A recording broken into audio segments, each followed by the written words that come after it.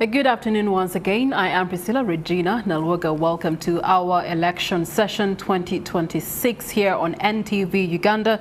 And this is the bold voice ready to speak this afternoon. Now, as we delve into the 2026 Ugandan presidential election, focusing on the politics of the socio-economic development across the country, with the Electoral Commission having confirmed 8 presidential candidates for the race. Today, we want to examine the manifestos of these 8 contenders, their campaign stopovers that they've had over the course of the past 3 days and now into day 4. And of course, what are the expectations from the candidate side? What are the expectations from the voters that they're trying to speak to and engage with and convince that they are the rightful president come 2026? How about the other stakeholders and of course the Electoral Commission itself? Now, joining me in studio this afternoon is Kampala's Lord Mayor Erias Lukwago, and he'll be providing with us insights into the political landscape and its implication when it comes to urban development and also the socio-economic progress that we should be seeing as a country. Good afternoon to you, Lord Mayor. Good afternoon, Priscilla and the viewers. How are you? Well, I'm fine. Yes. Yeah, sure. You've been able to follow up on the past 3 days of the presidential campaigns. And what do you make of these campaigns? What are the hits and the misses so far? We'll start with the misses.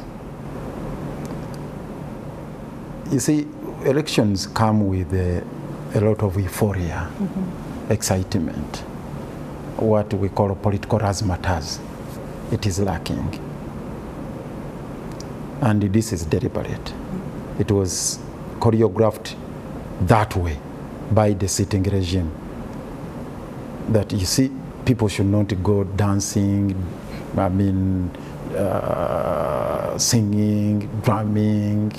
Generally, the euphoria that comes with the election.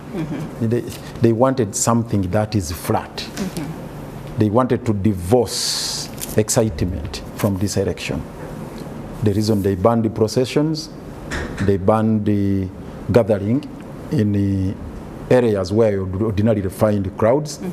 And the opponents of Yoweri Kaguta Museveni are pushed away from the state center. So if you are to have an election, campaign rally, you are told, please, don't pass here, don't follow this route, don't hold it here, blah, blah, blah, and so on and so forth. So that, in a way, has affected the campaign generally in taking shape and also giving the necessary direction. You heard what General Museveni said, and actually it was re-echoed by Nobert Mao, the Minister for Justice and Constitutional Affairs. He said they proclaimed this election the quietest you have ever seen the world over. That they said if you refuse to keep quiet, to be silent, they will silence you. So that's how it has been choreographed, has been structured, that it should just continue like that. Okay. Yeah, so basically, this creates a situation which is a little dicey, because you will not know how people are responding to the message that is being given, how people are gearing up towards, regime change generally. Because if you are to push for regime change, there is that critical mass you need to mobilize. And you can't mobilize the critical mass unless you reach out to the people and you are free to interact and interface with the people.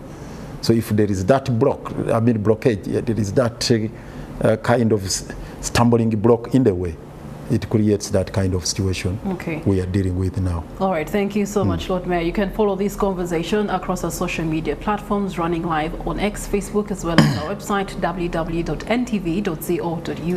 Equally, we are also having engagements across our social media platforms, to which we ask you to add your bold voice to those engagements, so that together we can have a collective insight of this afternoon's discussion, looking to the politics of development in Uganda 2026, but also reflection on the current term that is running, whose 5th year is in a process. Now we get to look at the different candidates, and we do have our reporters on ground that are going to be trailing and already trailing really some of the presidential candidates in the different regions that they are in today. Starting off with the incumbent Yoweri Museveni for the National Resistance Movement, who is in Albetong and Otuke, where he's trying to convince them that they protect gains to protect there, and he's focusing on industrialization, job creation, service delivery, and national security. Those are some of the things that they want to protect as the NRM. Robert Chagulanyi Center move for the National Unity Platform in the Busoga sub-region. This day, the fourth day of campaigns, he's in Bugweri and also Namutumba. We spoke to the reporter earlier on, and they had started off their campaign in Bugweri. We will find out how that actually went about and if there were any interferences by security. We also do have Mugisha Muntu, and that is for the Alliance for National Transformation, who is coming onto the scene with the season of harvest and looking into inclusive development, a peaceful power transition, and a sustainable economic growth. We also do have Nandela Mafabi, who is in the Busoga sub-region equally, and he's looking to restoring Uganda's economy, fixing the economy, and he has become quite very viral. His day one campaign strategy being unveiled, and him talking about the 100 million that he can put to the smallest unit of administration so that everyone can have money in their pockets. And so he is in Buyende, Bukungu. Earlier on we saw him in Bukungu, so that's the area that he is in this afternoon. You have Munyagwa Mubaraka, who is for the Common Man's Party. He's looking into constitutional reforms, civil liberties, accountability, governance, as well as decentralization, and of course empowerment of the marginalized groups there. What you see in the picture frame is a color that is for the Alliance for National Transformation, and that is the camp for Mugisha Muntu, who is in Mitoma and Rubirizi as of the fourth day of the presidential campaigns. We also do have Robert Kasibante, that is for the National Peasants Party. He is traversing Chenjojo and Fort Porto today, and he is also looking to reforms, especially as far as social and economic reforms are concerned. He is looking into rural empowerment, sustainable farming, agriculture credit, and policy decentralization. And so that is his mandate as he is embarking on his trail as a presidential candidate come 2026. Then we also do have Joseph Mabirizi from the Conservative Party.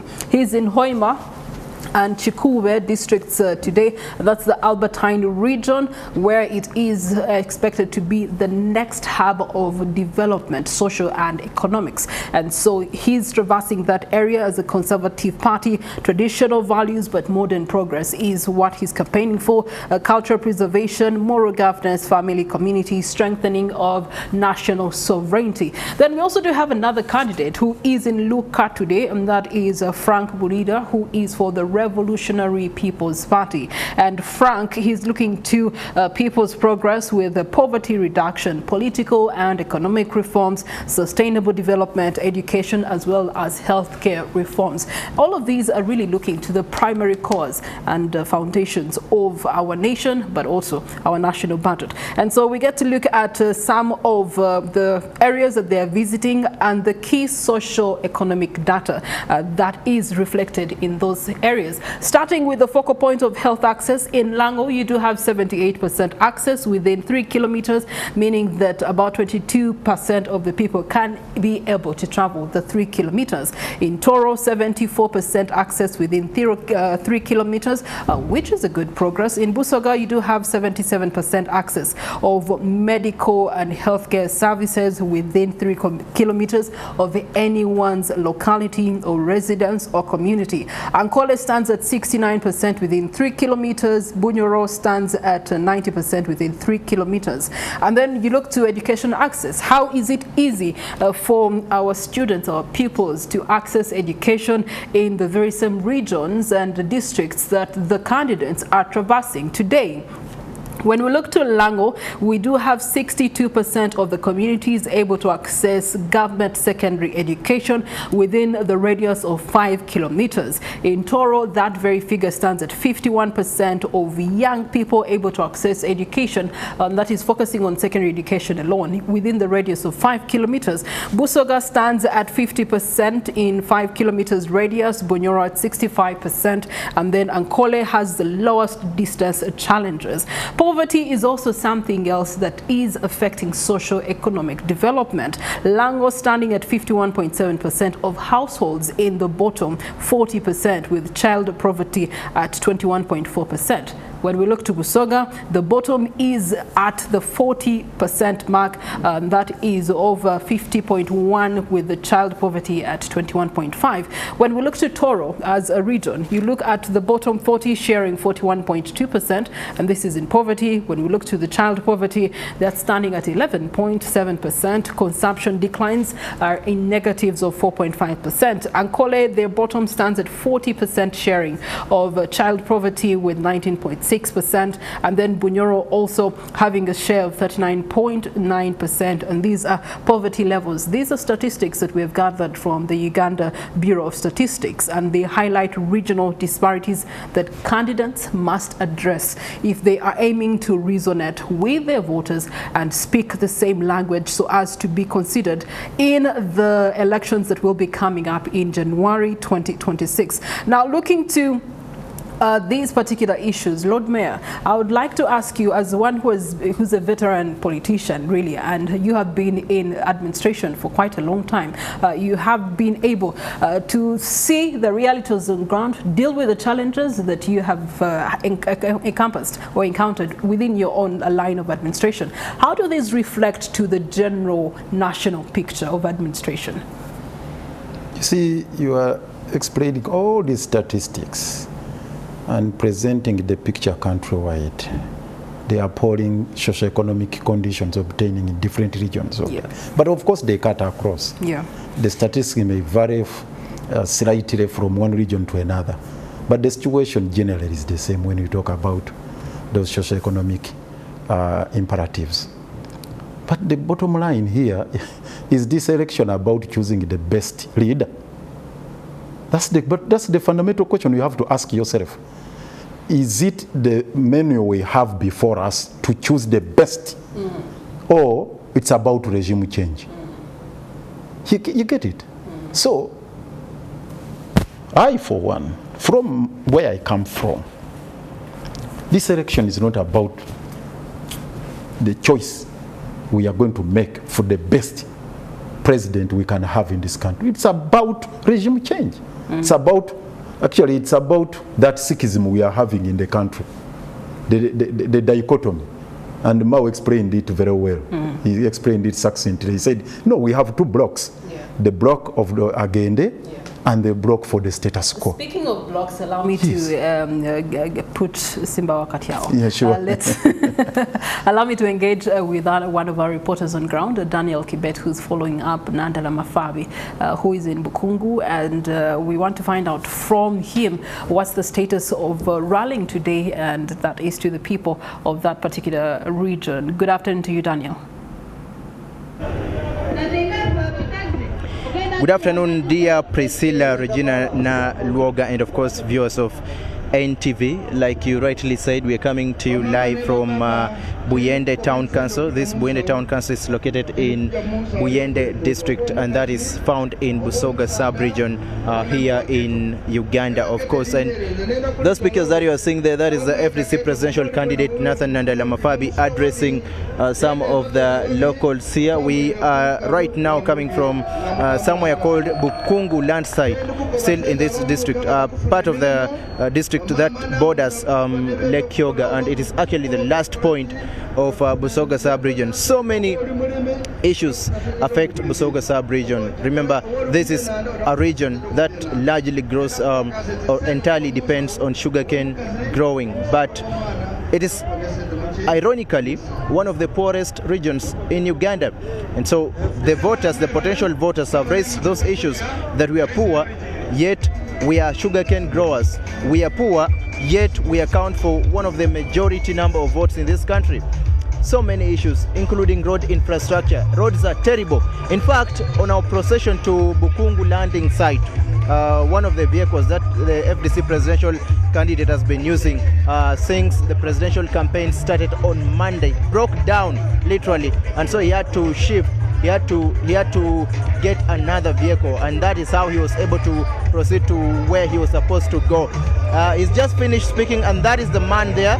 The policemen you're seeing are the ones who he was given by Electoral Commission, and that vehicle is a vehicle that he just got today, because the official vehicle, not the official, but his vehicle that he has been using for the past 3 days broke down.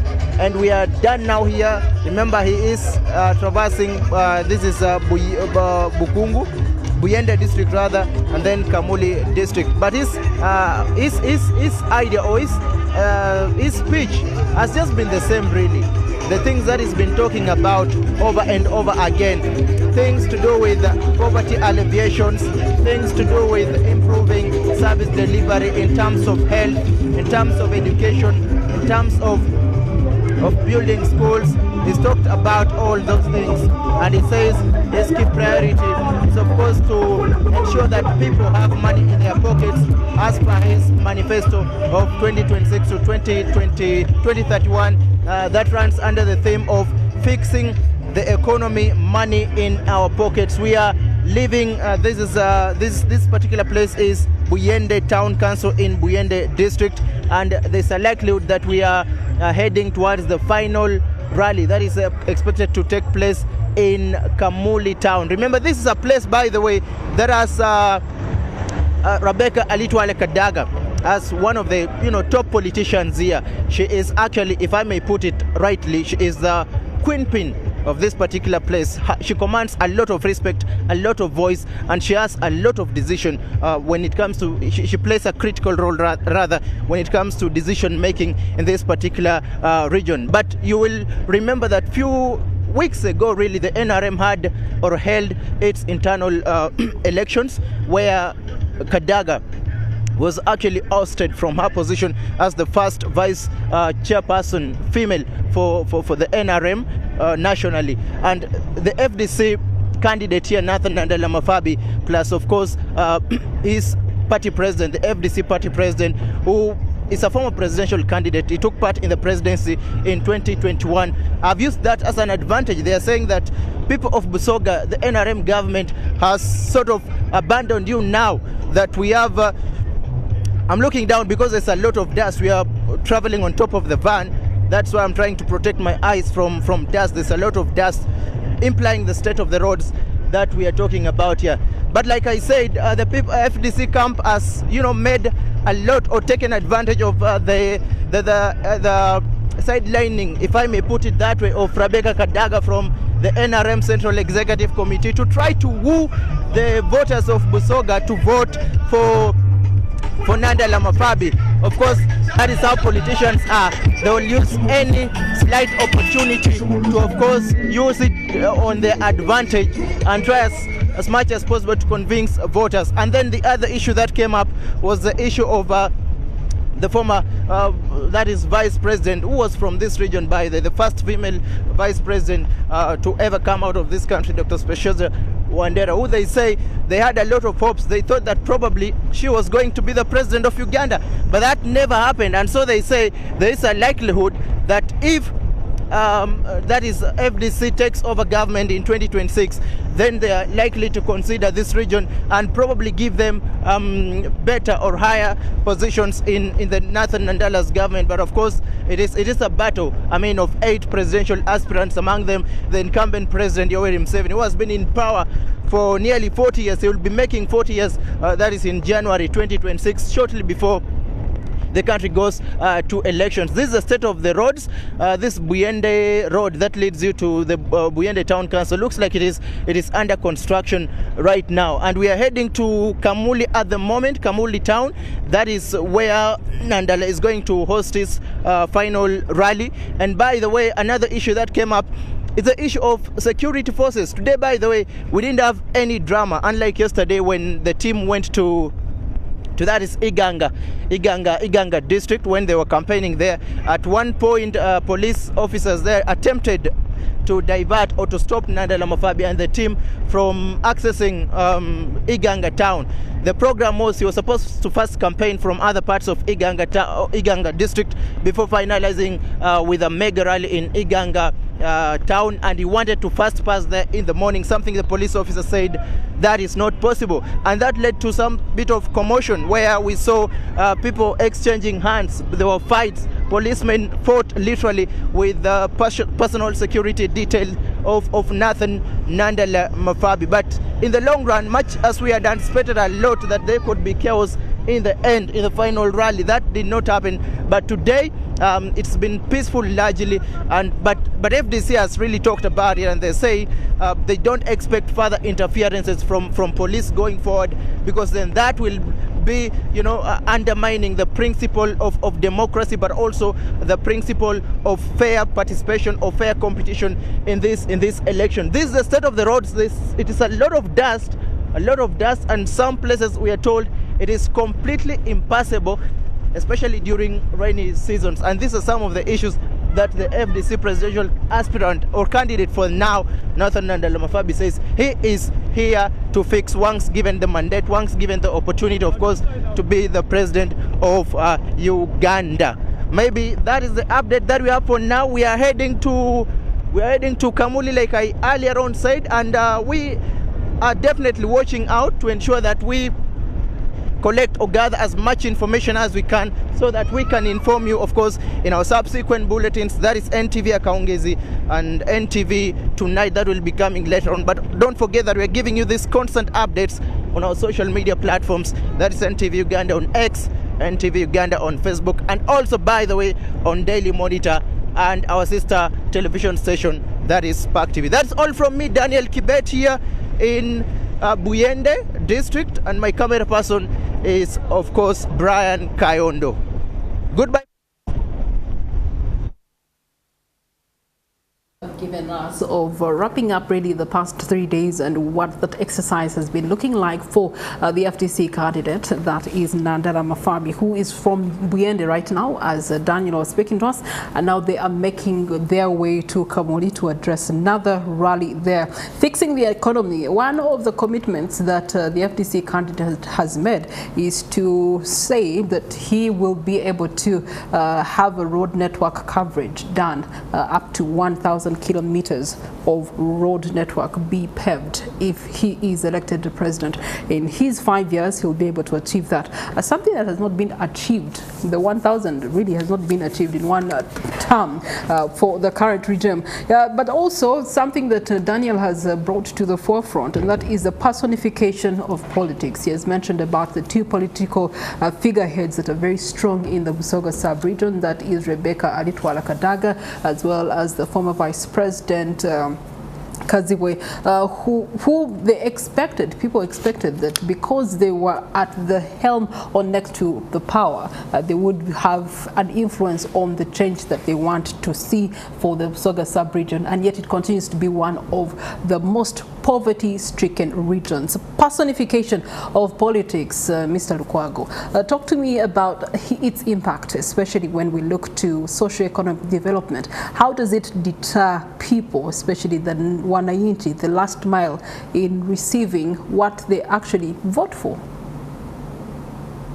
You see, you are presenting this election as if it's an exercise happening in a free and fair environment. I mean, yes. Whereas not. It's all those issues you are raising. Even the statistics you read out earlier and the updates we are getting here, they are presenting a very wrong picture, as if there is a contest in a free and fair environment, which is wrong. Secondly, as if this exercise is about choosing the best manifesto. I hear you're putting emphasis on the economy and the expectations of the people, how it's going to be addressed, the brokenness we have witnessed here of the infrastructure, of the hospitals, of the schools and whatnot. You see, you have to zero down on the cause, the root cause, the fundamentals. You have to address that. I'm afraid we are not addressing that fundamental issue in this election. What took Museveni to the bush was not about the brokenness of the economy, was not about schools, was not about, if anything, because by the way, at that time they were actually fully functioning. Oh my God! If you are to draw parallels, yes, on those aspects with this regime as against the previous ones, they would actually rank high. Even without the UPE, the Without USA, the USE, and whatever. all the education programs, Exactly. education alone was functioning and producing creme de la creme. When it came to appreciating the crux of the matter, the critical issues that needed to be fixed, if you're to talk about the economy, no one can beat Obote in that respect, because he was so spot on when he analyzed the root cause of these problems. When he summarized it and said, you see, we have ignorance, disease, and what? He had those three fundamental problems we needed to address. Now, here we are. You're focusing your attention, and all the cameras and the lenses, they are narrowing the issue to the competition of the individuals and their respective promises, forgetting the fundamentals. What are the fundamentals that you believe should actually be addressed in this season that enables transition of officers? Again, takes you back to the diagnosis, the crisis, the real crisis we are confronted with as a nation right now. Daniel Kibet here has talked about a regime which has been in power for the last 40 years. What explains all that? A regime which has been in power for the last 40 years. So, you ask yourself, since independence, have we had a regime change through the ballot? Have we had one? Have we had a transition from military rule to civilian rule? Those are fundamentals. In this election where we are today, Mao told us in no uncertain terms that we are not going to have a transition through the ballot. Mark that statement. We are not going to have a transition through the ballot. Through the ballot. It was categorical. So if we're not going to have that transition ushered in using that process, so whatever promises we are making becomes fantasy. What the candidates would be talking about, fixing the economy, addressing the socio-economic brokenness and the crisis, it becomes rhetoric unless we address the fundamental question of the political crisis. The political crisis. So how are we addressing the political crisis? Through these elections. That's where we are coming from. And that is the fundamental, one of the key fundamental issues we needed to address. How do we handle it? That's why in the 4 election cycles where Dr. Kizza Besigye was a candidate, the thrust of his message was about defiance. And in this case also, the NUP candidate has also promised what? A protest vote. A protestive vote. What explains a protestive vote? And you need to dissect it. You need to break it down and understand it, what it entails. It's essentially a defiance. It's essentially about civil disobedience, not insurrection as such, but civil disobedience, protestive vote, and also defiance. They all mean the same. So that is the question we need to deal with. And that explains the kind of the political dynamics we are contending. What instruments can we apply to in order to deal with that fundamental question? You go back now to the constitutional order. The reason we have Article 1 vesting the sovereign authority in the people of Uganda is to give meaning to the processes we are engaged in. That ultimately it's the people of Uganda who should decide their destiny. Look at the provisions of Article 1, Clause 4. The people of Uganda shall determine who governs them, how they should be governed through regular, free and fair elections or referendum. That has not happened since independence.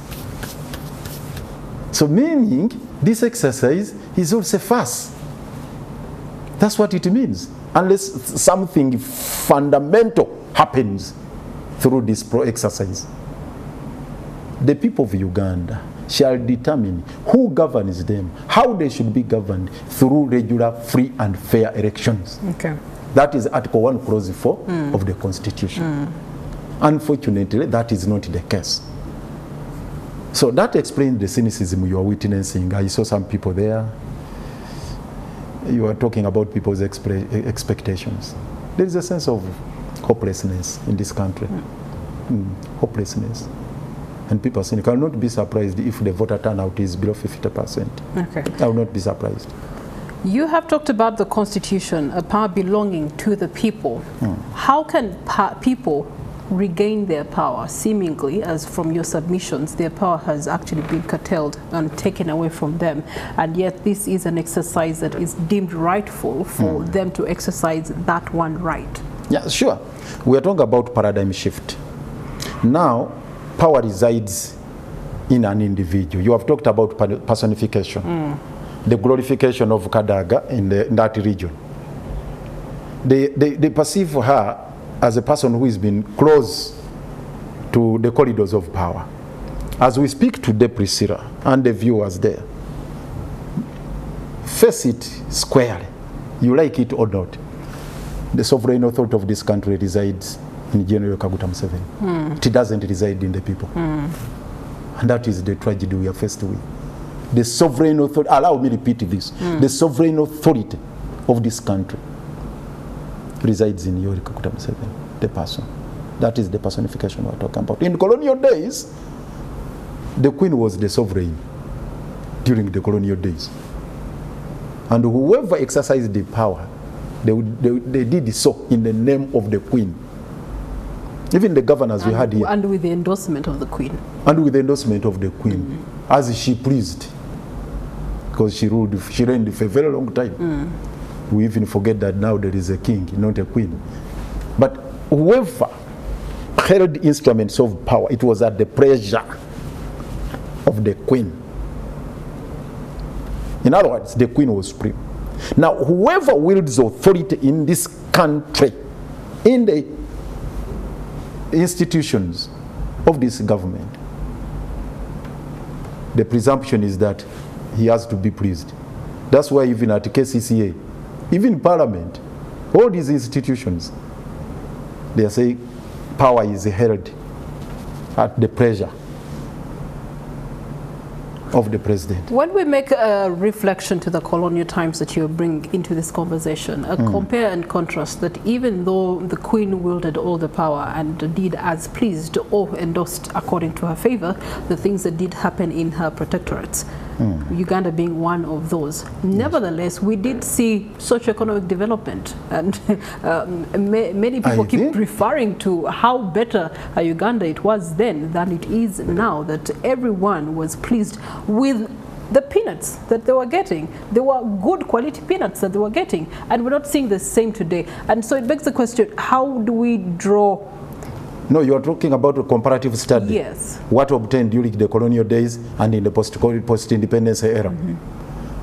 If you are talking about the functionality of the country, I think the colonial regime, the colonial hegemony, performed much better. You know, there is what they call benevolent dictatorship. There was some level of benevolence at that time. In as much as there was a lot of exploitation, looting by the foreign powers, at least there were some crumbs they were given back to the colonies. But the kind of self-aggrandizement going on right now is beyond the limits. The self-aggrandizement. It is way too much. To the extent that you'll find even the slightest thing, smallest thing would return to the people. Like a quality education. As you speak, we are looking at pictures of the National Unity Platform procession that is heading to Namutumba to have another rally there. We'll be hearing from our reporters on ground of how day 4 for the National Unity Platform has actually transpired. Please continue. I was talking about just a small thing like a quality education. Can you imagine? In UPE school, the capitation grant is nationwide is 20,000 per learner per annum. Just 20,000. And that's for the last 38 years? For the last 38 years. For Kampala, it has even been worse. With 9,000. Inflation, recession, and all the economic difficulties that have been in this country. COVID-19 to be the most recent. We are going into this election when teachers are striking. They're on demonstration. They are saying we are hard pressed And what response do you get from the powers that be? If you do not want to go back to school, you are traitors, you are unpatriotic, you will be crushed. And replaced. And replaced, including the doctors and whatnot. That is the kind of situation you are contending with. And the person who has wielded power for the last 40 years has no qualms telling them that, please, if you continue like that, you'll be replaced. Because he knows he is the sovereign authority. And yet replacing the person and not replacing or dealing with the the situation they are complaining. Does not make any difference. Not sorting the problem they are talking about. Address it. Because you have been in power for the last 40 years. I've told you for the case of Kampala, the capitation grant has been 9,300 shillings per learner per annum.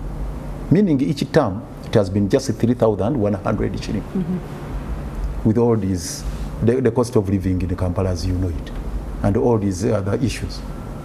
So if in Kampala the situation is like that, this is the capital city. How dire is it in the rural areas we're looking at? Buyende, which you are talking about. You can imagine. So that tells volumes on the brokenness of the country. But I want to go back to the other issue and tell you, you are not going to fix this. The crisis in the education sector, in the health sector, in the infrastructure, and whatnot, unless you address the fundamental question of the sovereign authority. Where does it reside?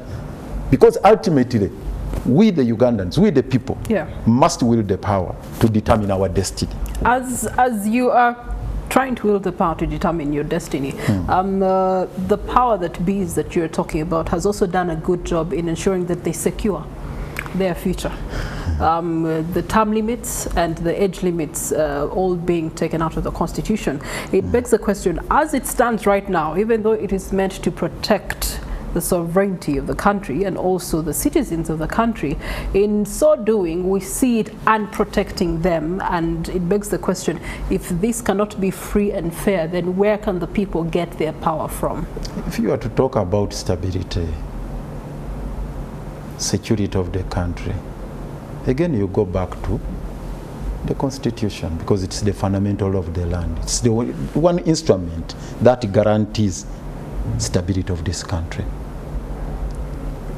We are marking 30 years of the promulgation of the constitution on the 8th day of October of this month. Actually next week we are marking 30 years of the promulgation of the 1995 constitution.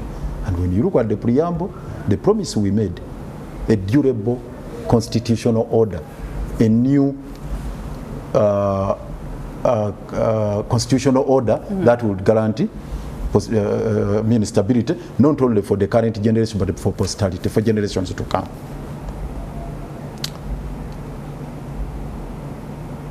Now, you need to reflect on this and put it in context. This constitutional document we enacted, we promulgated, and gave to ourselves. Did it last even a decade? No. It suffered a stillbirth. Actually, it died in its infancy. No, not that it suffered a stillbirth. It died in its infancy. Because 10 years down the road, 2025, we had to decapitate it, to mutilate it. 2005. 2005, sorry, not 2015. 2005, 10 years shortly after promulgation, we had to mutilate it. And what you have of the original document is nothing else but a torso, unit torso. It's just a mutilated body with no age limit, no term limit, no what, and so on. So it's a hollow document. So that's where you are now. And this exercise, this civic exercise, significant as it ought to be, is anchored on that torso, on a decapitated, mutilated document called the Uganda Constitution. And it's grounded on that. So if it's a structure, if it's a building, and that is the foundation, what do you expect?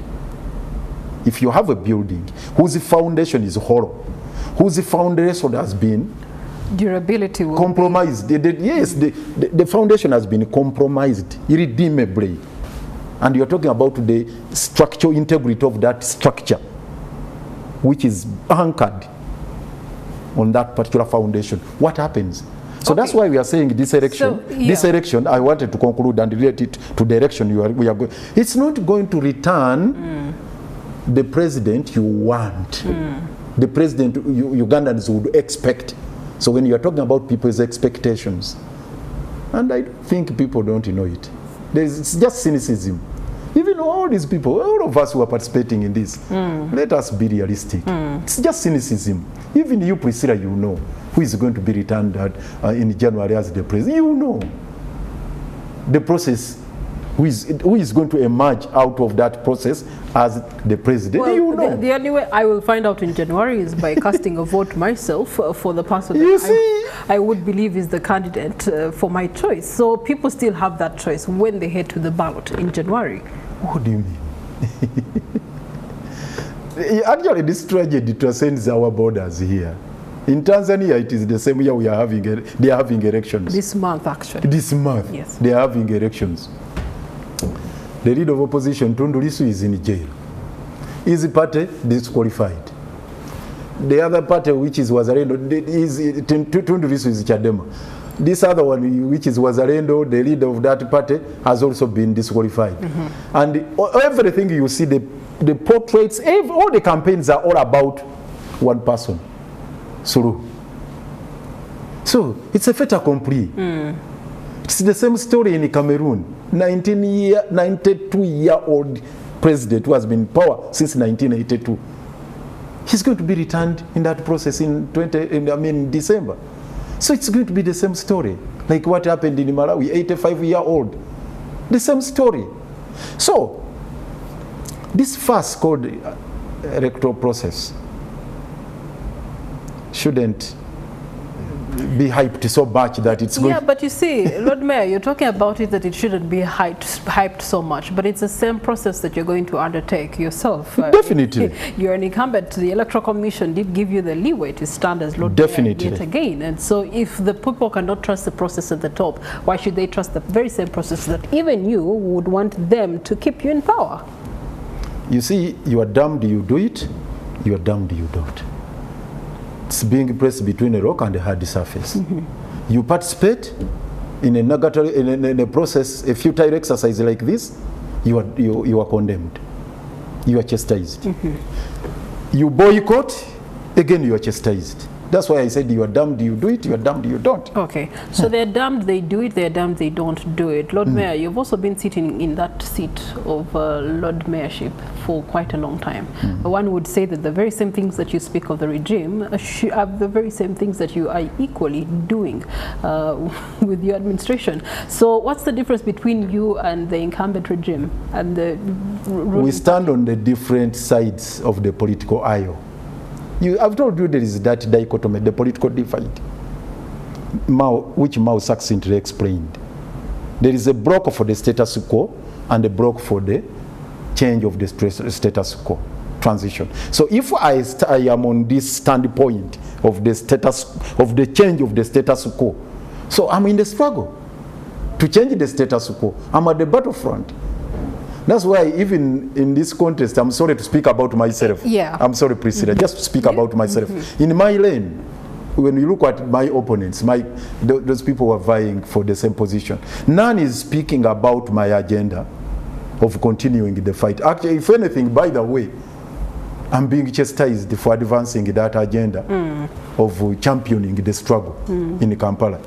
They are saying, you would rather, actually, they're saying, but if you continue with that fight, you are blocking development. You are anti-development. And indeed, we have seen blockage of development that is happening in the city hall. So because of the conflict between the political wing and the technical wing, that conflict has led to underdevelopment for the city. If I assert the will of the people on issues of accountability, on issues of oversight, on issues of protection of our national assets and heritage, how am I fighting development? How am I blocking development if I'm fighting for accountability?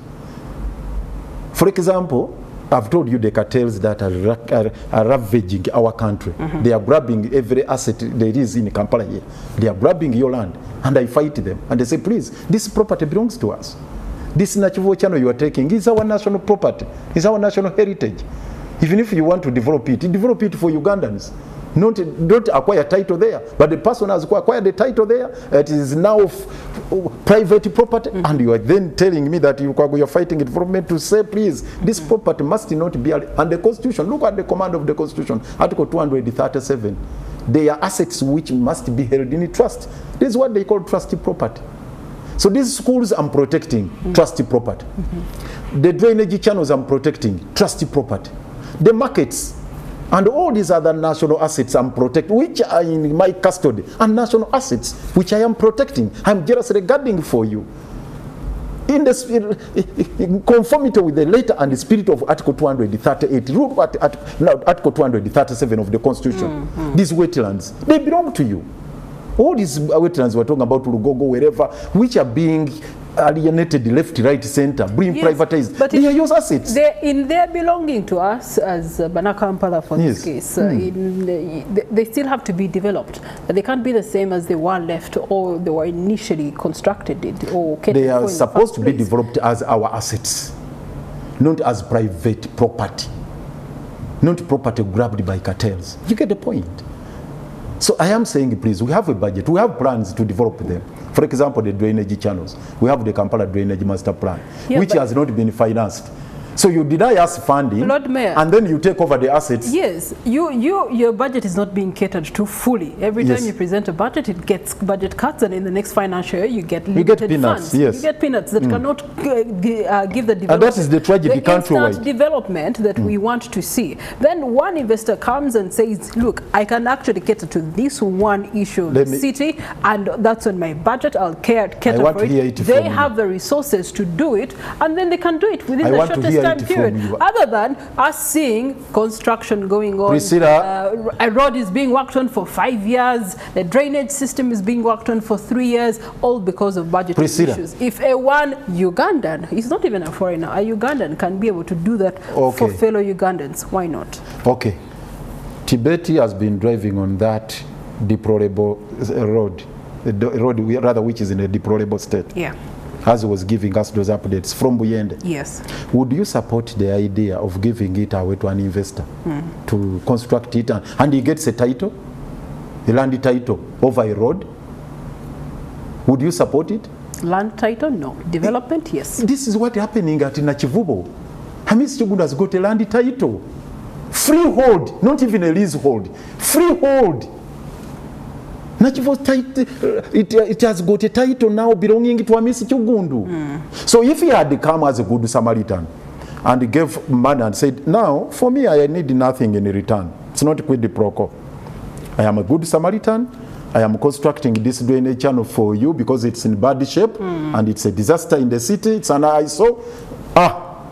Here is the money. I am constructing it and I'm leaving it in custody of the government, in the control of government, and it belongs to Ugandans. Okay. Where would be the problem? All right, all this comes down to reforms that have been called towards decentralization and local governance in particular. We look to the 1995 Constitution promoting local councils and devolved governance, then reforms having periodically been adjusted for powers, for funding and election methods and local government management, which all seems to be centralized every other time than we should be expecting. So how is that distracting the road to the desired socio-economic development, and how can we use the very same constitution to regain that decentralization? No, the same constitution may not help much. Have to. Yeah, because the philosophy, the doctrine there is not decentralization. Yes, they are talking about devolution, but regional tier,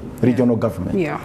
Whereas the structural framework we need in this country, the governance system, probably would be a federal arrangement. Okay. Yeah, you have these federal states, each should be having their own autonomous power to be able to deal with their unique circumstances and situations, to plan for their areas.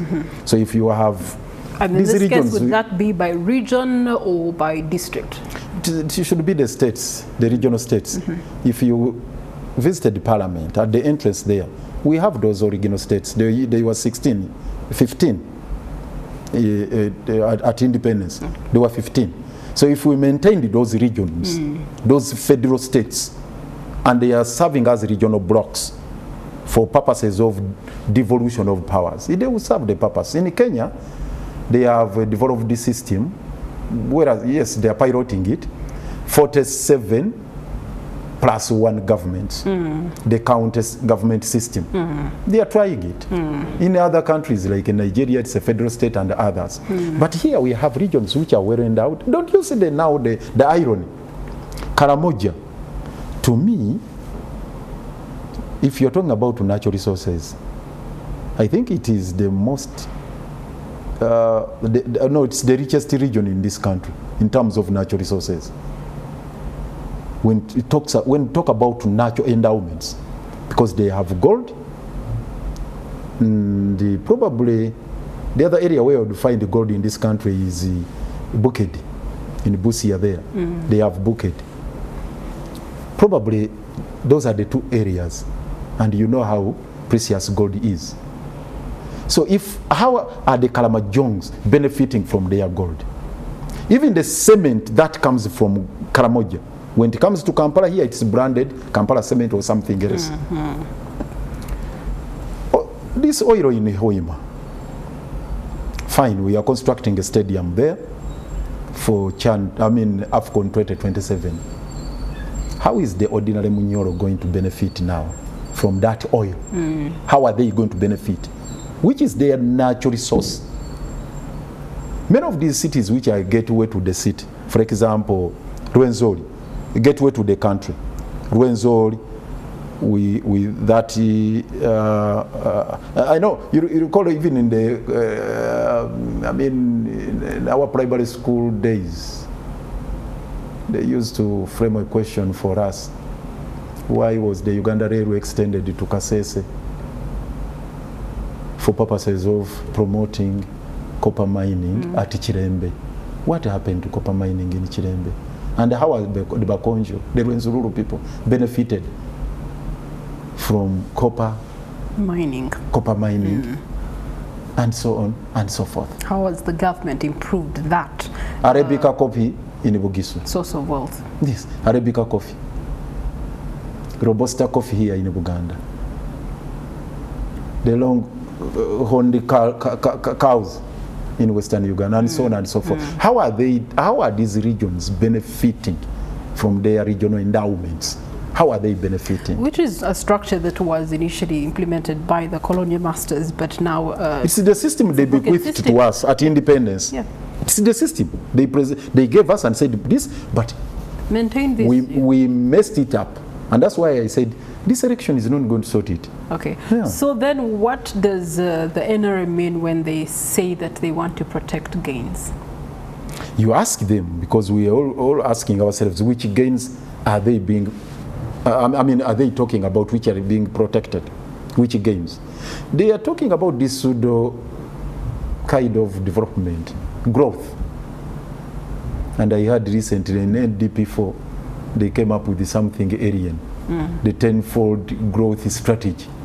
And I said to myself, 10 growth strategy. They have even handed it down to us in the cases here, that when you are determining your priorities, you have to consider this 10 growth development strategy, which is nothing else but just propaganda. Nothing. So it is these gains they are talking about. The only thing they are talking about, and which is also illusory, is peace. And stability. And stability. But they forget one thing, that you can have peace and stability sitting on instability, potentially sitting on instability. The apparent peace which they are talking about today, when you unravel it and dig in, you'd see something brewing up, tremors brewing up underneath. So today, you may think that there is peace, but tomorrow, because of what is happening today, because peace without justice is nothing. Peace is a function of justice. Speaking of justice, there have been calls to strengthen judicial independence and reduce executive interference and improve access to justice. You are one that has been on the front line of this. You've been able to witness it firsthand, most recently with Dr. Kizza Besigye. And it begs the question, is it something that is achievable in this current regime's episode? Speaking about judicial independence, you see, it is something which is really laughable. It's laughable. I'm sorry. So painful, but laughable. Today, even the smallest thing you can get from court, just to be heard, you have to fight for it. Just yesterday, we were before court. And Dr. Besigye, who is facing treason charges, is asking the judge, can you listen to my concerns? And the judge said no. Kabila was sentenced to death on treason charges by a military court. By a former president, a former head of state, sentenced to death by a military court. Presided over by a person, or superintended over by a son of a freedom fighter, Tshisekedi. Tshisekedi, the son who is now in charge, but a son, freedom fighter. And Tshisekedi worked together with the Catholic Church to usher in the kind of change they are enjoying today, and he now is abusing it. So here, today, you have a general court martial incarnate, and many people are still languishing in jail over those trumped-up charges before the general court martial. We fought it, brought it down, because it had encroached on the jurisdiction of the civilian courts. Now, where is the rule of law you are talking about? Where is the independence of the judiciary? We have so many people who are languishing, political prisoners who have not faced a trial. The NOP activists, so many of them, actually, they are in Chitali. I mean, Luzira with Dr. Kizza Besigye. We have our own, Sam Mugumya. I don't know whether you know him very well. He used to be the aide of Dr. Besigye for a very long time. A couple of weeks ago, it's now months, he was kidnapped. And we asked for a writ of habeas corpus. It was granted. Now, when it was granted, we served it on the institutions of government. They have kept quiet. They have frowned upon it. He has not been produced in court. And the writ of habeas corpus is a very simple order. Produce the body, whether alive or dead. Yes, they have refused. And the courts are helpless. So the Chief Justice, at the commemoration of the murder of Benedicto Chiwanuka, said, but the judges, please, don't give any special treatment, Dr. Besigye. He has not sought for special treatment. No. All what Besigye asks for is a fair trial before an impartial tribunal, fully cognizant of the provisions of the law. Anyway, this is where we are. This is where we are. You talk about the politics also. Let's look at electoral and political reforms. This is Electoral Commission's independence, political parties, free and fair participation. We have seen the cycles increasingly changing. Every electoral cycle, there's increase in violations, especially human rights violations, and towards candidates that are opposing the regime. And it has not painted a good picture. Neither does that picture become or look better by the day. Just when we had the nomination for presidential candidates last week, all eyes were on the National Unity Platform because of the incident that happened in 2021. No sooner had the Electoral Commission declared him as a presidential candidate than the security operatives whisked him away. And so people were anticipating that the same was going to happen. It didn't happen, by God's grace, but then at the same time, the mindset of people having now this as an expectation that every time there's an election cycle, there should be heightened violence. You You see, it boils down to one thing. Is this a civic exercise or a military operation? Is our election a civic exercise or a military operation? The Electoral Commission is not in charge. You've seen even these campaigns, they are being manned by military police, SFC, and whatnot. And they cannot be called to order by the EC. They cannot. We, never mind that we have a law in place that bars military personnel from interfering with any electoral exercise. They are not supposed to supervise, superintend, or regulate, whatever, or do anything regarding management of elections. Nothing. Should be the mandate of the EC, but they are not in charge. As we speak today, Byabakama can only issue directives handed down to him. He's not even in control of the roadmap.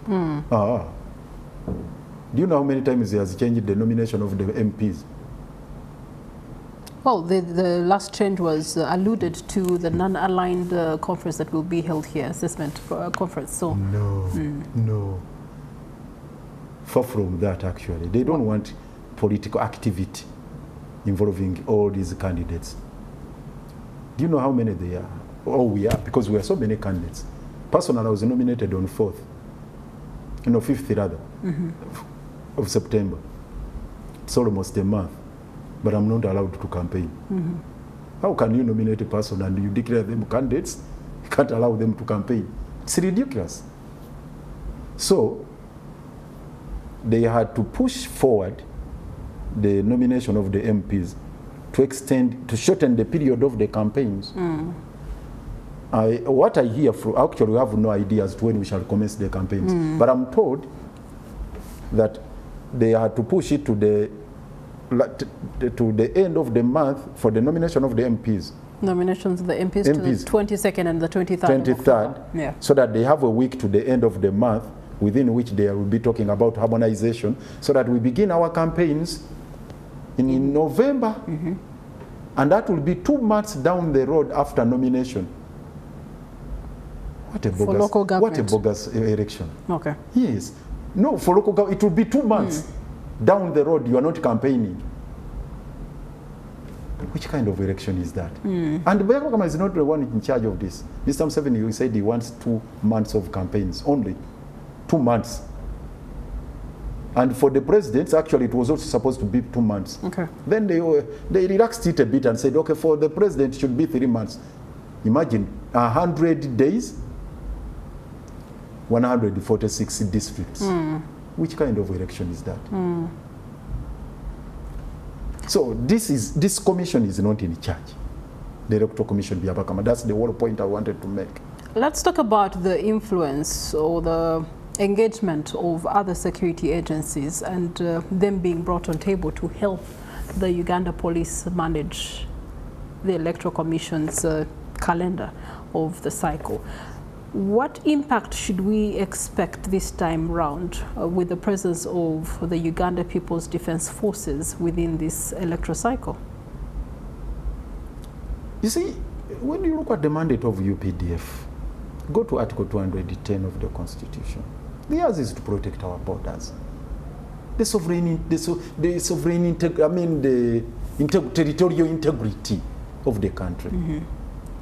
And also to deal with insurrection, to fight wars and what not, if they are deployed elsewhere but not management of civic exercises like elections. It's not about policing the country. No, maintenance of law and order. That is a prerogative of the Uganda police. So how can we see a balance of security and individual freedoms as this cycle is now building up? Has the police failed to manage law and order, to maintain law and order? Well, if we take a case study of Kawempe North, the police stood aside and allowed JAT and the other security agencies to take enforcement. This is what we are saying. JAT, that militia, that outfit, usurped the powers of the police. And it's about to happen today. Because right now, yes, you have those in military uniform and those in plain clothes, but they are all over, they are roaming around. So, these other security agencies have usurped the powers of the Uganda police. Where's the IGP? And what has he got to say about all this? The Inspector General of Police. Okay. The Uganda police says that they have... Did you hear they have recruited 10,000 constables to help the them IGP, manage the deputy IGP? elections. No, the CDF at one time talked about arresting the IGP. Can you imagine? Can you imagine that kind of situation? Most recently, we also got information from one of the state ministers for ICT and national guidance, stating that in the coming months, especially around January, should they speculate that there will be incitement of violence, they will be able to curtail things like the internet. What is your comment on that? Yeah, it can only get worse by the day as we get into the thick of these elections. As the campaigns gain momentum, you expect the state apparatus to clamp down on the civic activity going on. So it's going to happen. And the other day when I was attending in Juba memorial lecture, even the Minister for Internal Affairs was just lamenting General Kahindo Tafire, saying, but what is happening? Yeah. These abductions going on. Who is responsible? Even tasked the Attorney General, can you explain Chirio? Then Chirio was also throwing tantrums, saying, it's you. Who is responsible? So they were pointing fingers against each other. I looked out in awe. I said, what is this? That exchange means a lot to the future, actually the stability of this country. Okay. The exchange, I don't know whether you witnessed it, Priscilla, but personally I was there physically. The exchange between Chiwanuka Chiriowa, the Attorney General, and Kahindo Tafire, the Minister for Internal Affairs. Literally exchanging insults, attacks. It's a serious situation. Speaking of serious situations, we've talked about the key constitutional areas that people have been debating need reform. Of course, the age limit for presidency, term limits that were also edited, decentralization and local governance, human rights and civil liberties. We've also looked into judiciary and the rule of law, and of course the electoral and political reforms. Lord Mayor, this is where I want to ask, at what point can we put these debates to bed, and how can we do that as a country? Let me tell you this. And through which institutions can these debates actually be put to bed? We don't even need that conversation about electoral reforms.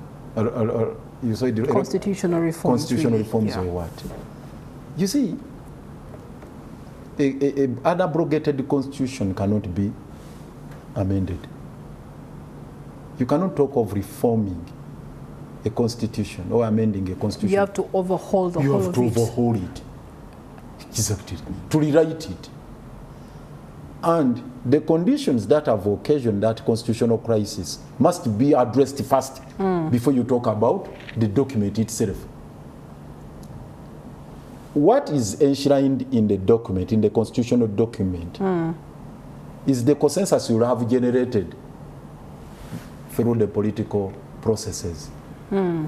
But before you address the political question, you can't talk about the legal reforms. Yeah, you have to deal with the politics first, which informs the reforms. Yeah, exactly. Okay. So as long as the status quo remains, you can't talk about a new legal regime. Okay. A new legal regime must reflect the new political order.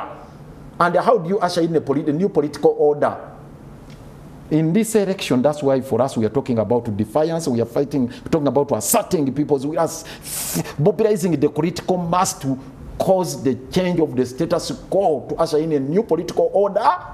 that eventually will usher in. Which call to action? You said the civic exercise through which they must do that. They are not able to do that because it's curtailed and it's just really a formality. No, so it can't just be a formality if we assert our will.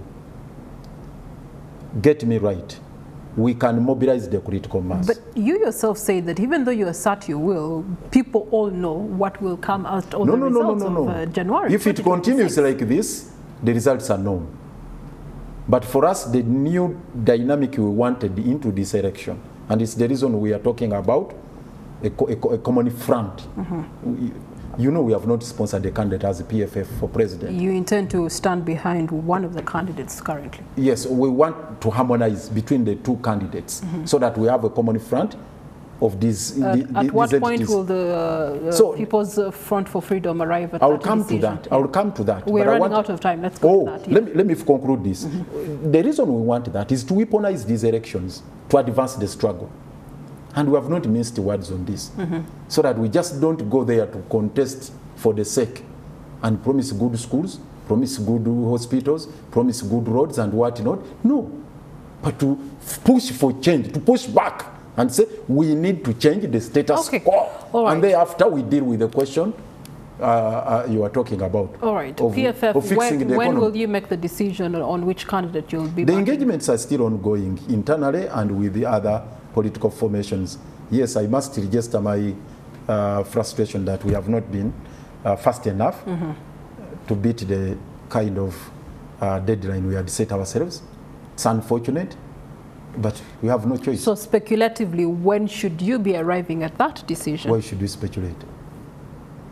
Priscilla, why? So in other words, there's no time frame for which the PFF has Incidentally, designated. the time frame we had set has since passed. We are behind the schedule. So once you are past the set standard, the rest you pursue it as it comes. Okay, and the conversations that are happening on the tables, at what percentage are they right now? The percentage, probably 70%. Okay, 70%. 70%. All right, while the NRM is wanting to protect gains, why are you returning as Lord Mayor? I've told you, mine is to continue with the agenda of asserting the will of the people. And theirs is the same agenda, continuing to assert the will of the people. No. For them, they want to protect themselves in power, to maintain the status quo. For me, I'm pushing for the change of the status quo, to recalibrate this country, to have what we call a grand reset, reboot the country. Is this the last time you'll be standing as Lord Mayor? Why are you asking me the last time? Is it the last time? I'll tell you when that time comes. But as of now, I'm at the battlefront. You get the point. Let me ask: is the Lord Mayor's position the only battlefront one thing you should understand you can be able to will the will of the people? One thing we should be very clear to you: I'm not here for stay. I'm not here for life. Have you overstayed from where you are seated? Definitely not. So why should we say that 7 years overstayed if you are saying you've not overstayed? Listen, I've been there for only 2 terms. For 2 terms. The first term, aborted. So I've been there for 2 terms. And this is what I'm telling you, I'm not here for life. One of the issues that has been brought up in debate for the NRM is how do they transition in power? What's your transition plan? Are you grooming any people to take on leadership after you?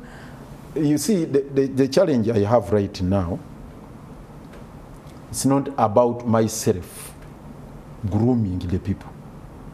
No, but the leaders to rise to the occasion, the people to rise to the occasion, to face the challenges of the day. And I've told you, amongst the candidates contesting for the position of the Lord, none is advancing the agenda of continuing the struggle. All right. They are talking about something else, totally different. They are not advancing the struggle.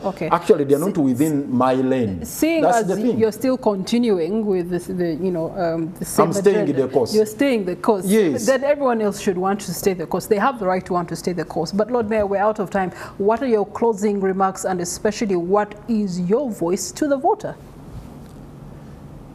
My voice to the voter, my message, we are talking about recalibration of the country. We are talking about a grand reset. We are talking about rebooting the country. That can only happen if you assert your authority. I've told you, the sovereign authority now resides in Yoweri Kaguta Museveni, and it's the reason we are having a family rule.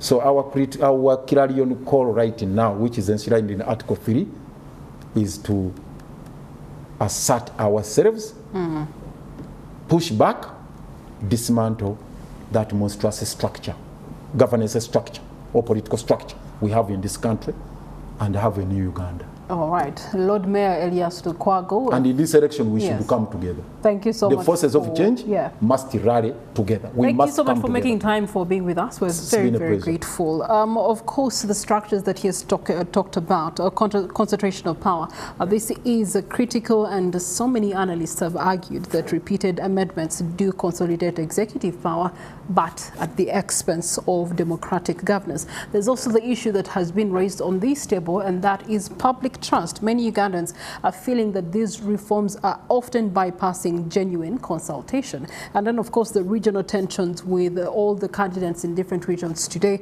We look at the constitutional debates, sometimes, bring in the elements of ethnicity and religion and regional politics, all these increasing the divides for the united front that we want to see. But at the end of the day, the vote is in your hands. You will decide come 2026 January. Here on election session 2026 will be enabling you to make a wise and informed decision. Thank you so much for watching. I am Priscilla Regina Nalwoga.